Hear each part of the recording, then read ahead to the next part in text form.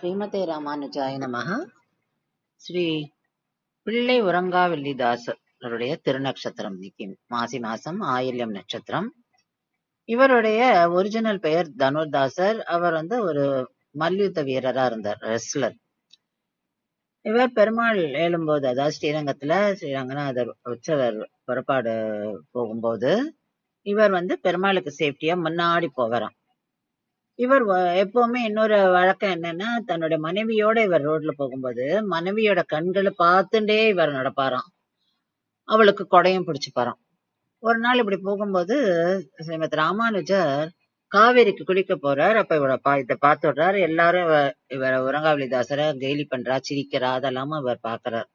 பார்த்துட்டு தன்னோட சிஷ்யர்கிட்ட சொல்லி அனுப்புறார், இந்த மாதிரி அவரை தன்னுடைய திருமாலைக்கு வர சொல்லி. அவளும் இவர்கிட்ட சொல்றாரு, மாதிரி ராமானுஜர் உங்களை வர சொல்லியிருக்காரு அப்படின்னு.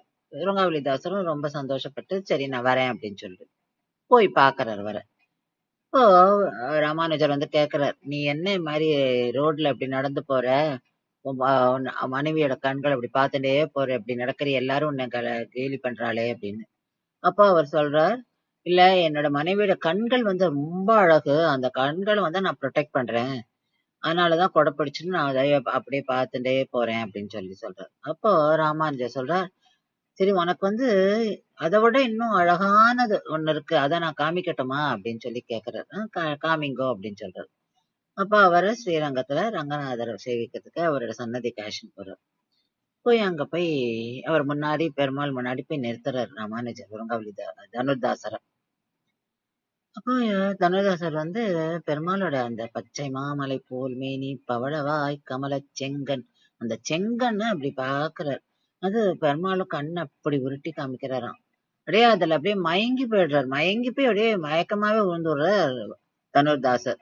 அப்புறம் அவருக்கு மயக்கத்தை தெளிய வச்சு அதுக்கப்புறம் அவர் சொல்றார், நான் அரங்கனுக்கு அடிமை, அரங்கனோட கண்களுக்கு அடிமை. இந்த பேருப்பட்ட இந்த அழகிய கண்களை பார்த்துட்டு எனக்கு வேற எதுவுமே அழகு கிடையாது அப்படின்னு சொல்லி சொல்றார்.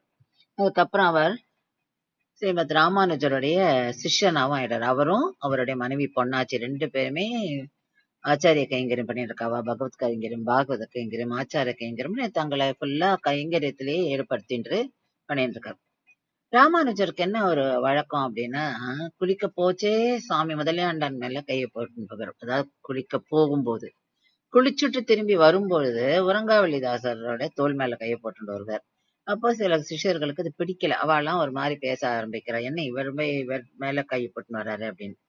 அவளுக்கு இவருடைய, அதாவது தனுதாசர் என்ற உறங்காவலிதாசர், ஏன்னா ராமானுஜர் தான் அவருக்கு உறங்காவலிதாசர் பேர் வைக்கிறார். அவரை அவரோட பெருமையை அவளுக்கு உணர்த்தணும் அப்படின்னு சொல்லிட்டு ஒரு நாள் என்ன பண்ணிட்டார், தன்னோட சிஷ்யர்களை நீங்க போய் உறங்காவலிதாசர் வீட்டுக்கு போயிட்டு நகையெல்லாம் திருடின்னு வாங்கன்றார். அப்ப உறங்காவலிதாசரை தன்னோடைய வச்சுட்டார். அவ வீட்டுல பொன்னாச்சி மட்டும் படுத்துட்டு இருக்கா. இவ வரா. பொன்னாச்சி தெரிஞ்சு போயிட்டு அடியார்கள் யாரோ வரா அப்படின்னு. சரி அடியார்களுக்கு ஏதோ தேவை இருக்கா, அதான் வந்திருக்கா அப்படின்னு சொல்லிட்டு அவ அப்படியே தூங்குற மாதிரி நடிக்கிறா. அவ பொன்னாச்சி கிட்ட நகையெல்லாம் கேட்டு எடுத்துக்கிறா. சரி இவ பாவம் வந்திருக்காளே, இவளுக்கு இது போராதேன்னு சொல்லி இதையும் எடுத்துக்கிட்டோன்னு இன்னொரு பக்கத்துக்கு நகையை எடுக்கிறதுக்காக திரும்புறா. அவ பயந்துட்டு இவ முழிச்சுட்டான்ட்டு போயிடுறான், இருந்த கிடைச்ச நகை மட்டும். அப்படி போயிட்டு ராமானுஜர் கிட்ட சொல்றான்.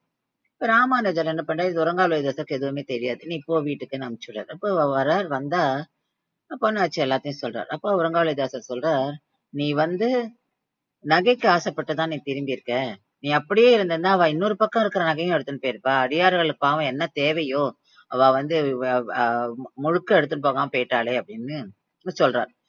ராமானுஜர் என்ன பண்றார், உறங்காவலிதாசரை வீட்டுக்கு அமைச்சப்புறம் தன்னோட சிஷ்யர்கள் சில பேரையும் அனுப்புறார், போய் பாருங்க என்ன நடக்கிறதுன்னு.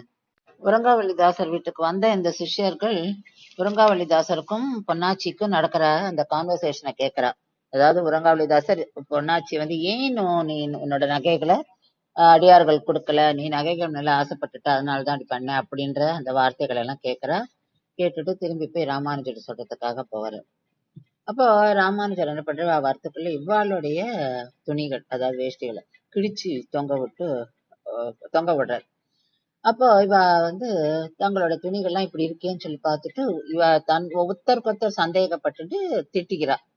அப்போ ராமானுஜர் கேக்குறார். நீங்கெல்லாம் வந்து ஒண்ணுமே இல்லாம இந்த துணிக்கு போய் இப்படி ஒரு சண்டை போட்டு ஒருத்தருக்கு ஒருத்தர் திட்டிக்கிறீங்க, சந்தேகம் முதல்ல படுறீங்க.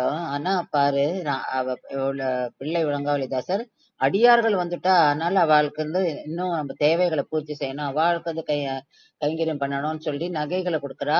பண்ணாச்சியும் அந்த நகைகளை கொடுக்கறதுக்கு எப்படி வந்து எல்லாமே எடுத்துன்னு போகணும்னு அவளும் வந்து எப்படி மனசு வந்து அப்படி திரும்பி படுத்துக்கிறா. போய் அவளுடைய அந்த குணம் எப்படி இருக்கு அப்படின்னு சொல்லி கேட்கிறோம். இது வந்து ராமானுஜர் வந்து அவளுக்கு ஏன் வந்து திரும்பி வரும்போது ராமானுஜர் புரங்காவலிதாசர் தோள் மேல கையை போட்டுன்னு வரா அப்படின்னு கேட்டாலே அந்த கேள்விக்கு அவருடைய குணத்தை விவரிக்கிறதுக்காக இந்த ஒரு நாடகம் பண்ணி அவளை புரிய வைக்கிறார்.